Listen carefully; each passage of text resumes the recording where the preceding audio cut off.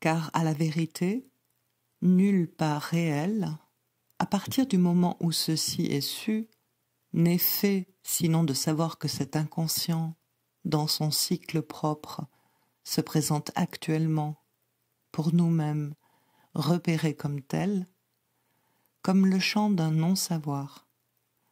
Et pourtant, c'est le champ dans lequel nous avons à opérer tous les jours, et à partir du moment où nous l'avons repéré, nous ne pouvons pas ne pas reconnaître ce qui est à la portée d'un enfant, d'un simple, concernant la position, la situation de tout homme de bonne volonté, de celui dont le désir est de bien faire. C'est à savoir que sans doute il veut faire le bien, que sans doute c'est là, comme cela aussi, qu'il est venu vous trouver, que c'est pour se trouver bien, c'est pour se trouver d'accord avec lui-même, c'est pour être identique avec quelques normes. Et pourtant, vous savez ce que nous trouvons en marge, mais pourquoi pas à l'horizon de tout ce qui se développe devant nous comme dialectique, de ce progrès de la connaissance de son inconscient.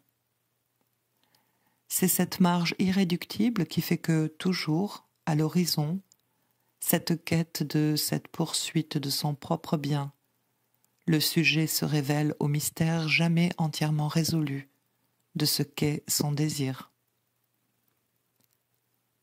La référence du sujet à tout autre, quel qu'il soit, a quelque chose de dérisoire quand nous le voyons, nous qui en voyons tout de même quelques-uns, voire beaucoup. Se référer toujours à l'autre comme à quelqu'un qui, lui, vit dans l'équilibre, en tout cas en plus heureux. Lui-même ne se pose pas de questions, dort sur ses deux oreilles.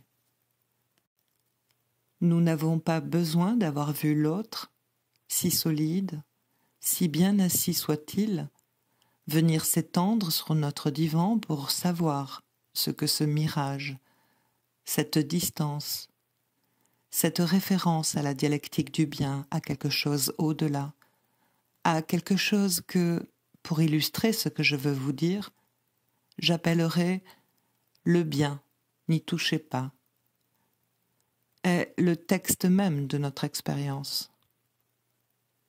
Je dirais plus, ce registre d'une jouissance comme étant ce qui, comme tel, n'est accessible qu'à l'autre, est la seule dimension dans laquelle nous puissions situer ce malaise singulier et si fondamental que seul, je crois, et je me trompe peut-être, mais en tout cas que la langue allemande, avec d'autres nuances psychologiques très singulières de la béance humaine, a su noter sous le terme de Lebensleid.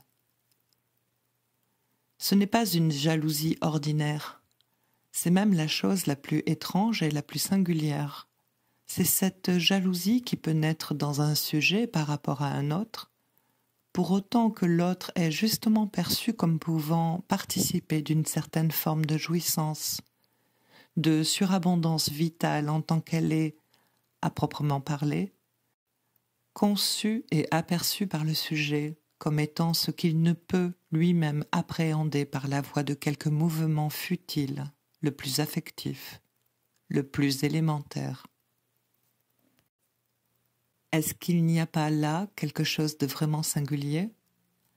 Qu'un être s'avère, s'avoue, se manifeste comme jalousant chez l'autre et jusqu'à en faire surgir la haine et le besoin de destruction, ce qu'il n'est d'aucune façon capable même d'appréhender par aucune voie intuitive.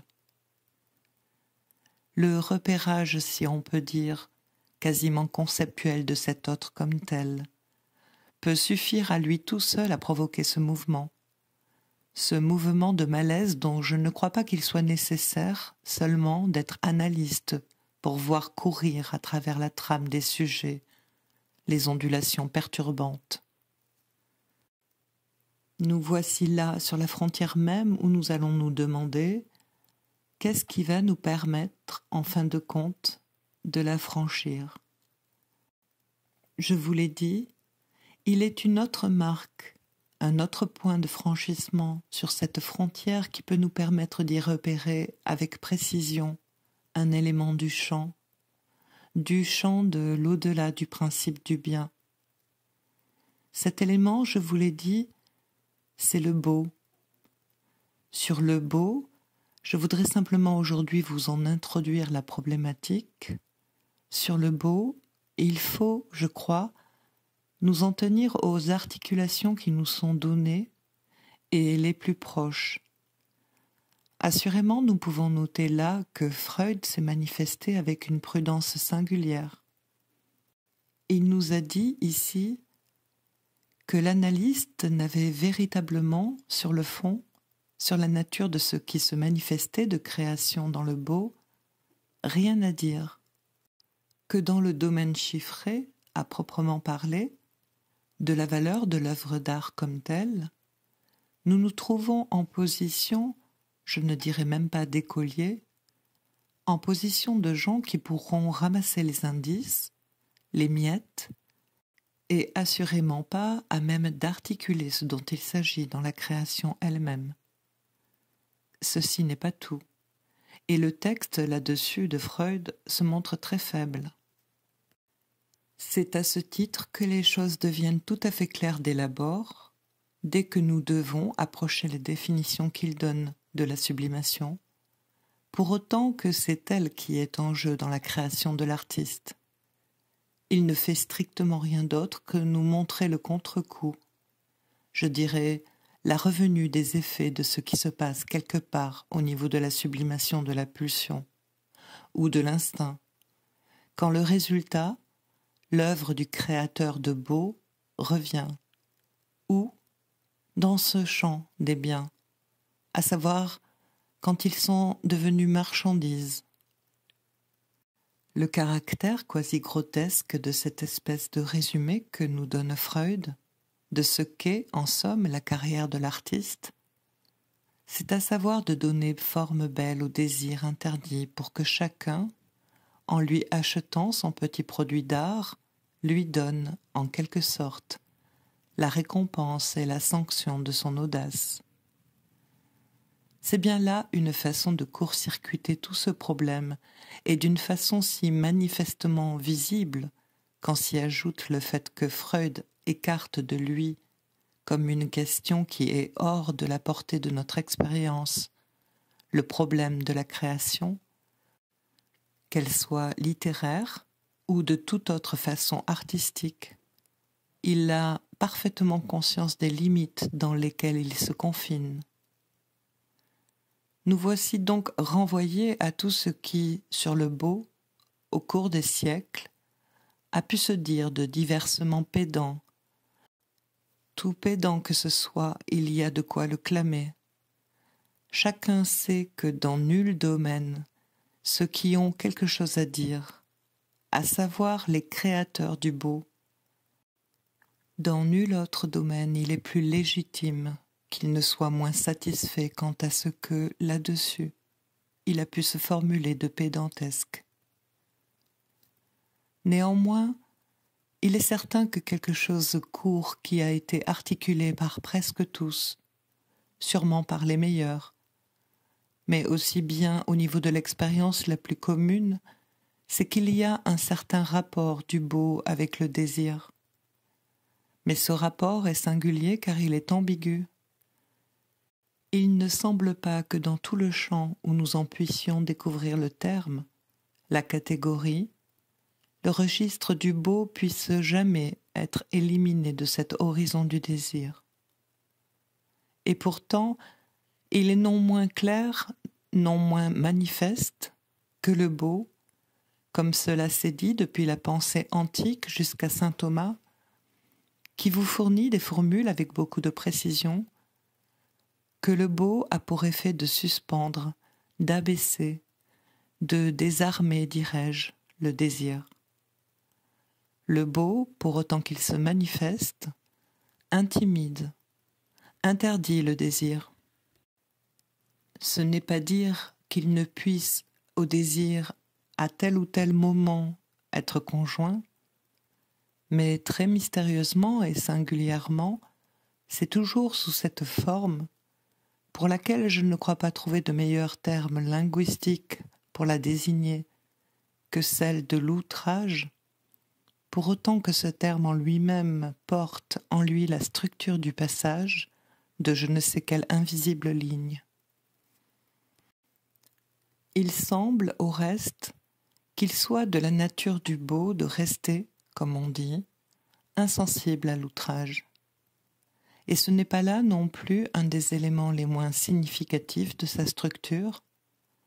Aussi vous montrerai-je dans le texte, dans le détail de l'expérience analytique, je veux dire avec des repères qui vous permettront d'être éveillés au moment de son passage, je veux dire dans une séance d'analyse et à propos de choses qui vous seront racontées, comment vous pourrez le situer, avec une certitude de conteur gégère, comme on dit, aux références que le sujet, dans ses associations, dans son monologue dénoué, rompu, vous donnera à la référence, au registre esthétique, soit sous forme de citation, soit de souvenirs scolaires. Car bien entendu, vous n'avez pas tout le temps affaire à des créateurs, mais vous avez affaire à des gens qui ont eu quelque rapport avec le champ conventionnel, dirais-je, de la beauté. Vous pouvez être sûr que ces sortes de références, et à mesure qu'elles apparaîtront plus singulièrement sporadiques, tranchantes par rapport au texte du discours, sont corrélatives de quelque chose qui, à ce moment, se présentifie et qui est toujours du registre d'une pulsion destructive. Vous pouvez être sûr que c'est au moment où le sujet va vous parler d'un rêve, où il va apparaître manifestement qu'il s'agit d'une pensée qu'on appelle agressive à l'endroit de l'un des termes fondamentaux de sa constellation subjective, qu'il va vous sortir, selon sa nationalité, telle citation de la Bible, telle référence à un auteur classique ou pas, ou telle évocation musicale. Je vous l'indique aujourd'hui pour vous dire que nous ne sommes pas loin du terme de notre expérience. Il s'agit de ce beau dans sa fonction singulière par rapport au désir, dont la fonction, contrairement à la fonction du bien, ne nous leurre pas, dans ce sens qu'elle nous éveille, et peut-être nous accommode sur le désir en tant qu'il est lui-même lié à une certaine structure du leurre.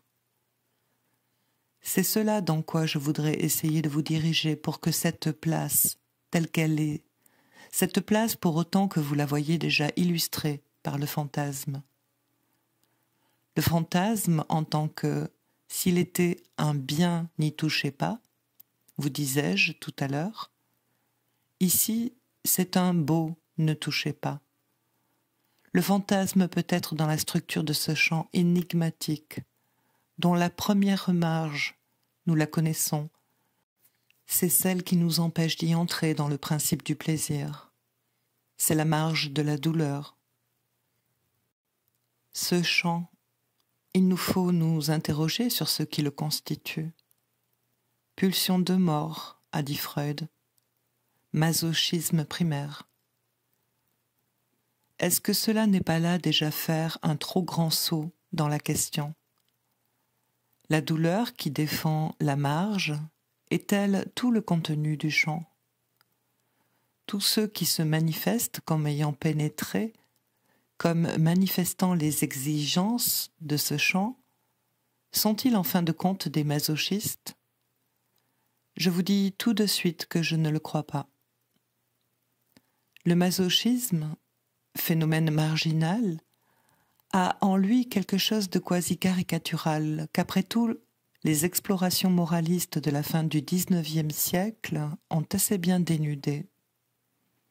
C'est qu'en quelque sorte, cette douleur masochiste finit par ressembler, dans son économie, à celle des biens.